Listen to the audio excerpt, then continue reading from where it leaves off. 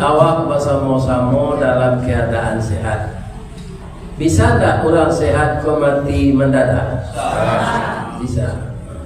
Inna lillahi wa inna ilaihi raji'un.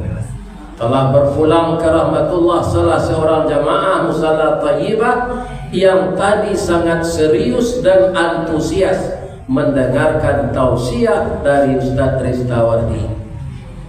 Namun kehendak Allah lain, beliau panianglah meninggal. Sekarang jenazah sudah terbujur di rumah duka. Sudah salat subuh besok, awak bayi melayat bersama-sama. Siapa itu nan basanda di dinding. Bisa tak? Ibu-ibu jawab apa nan basanda aja. Itu contoh saja.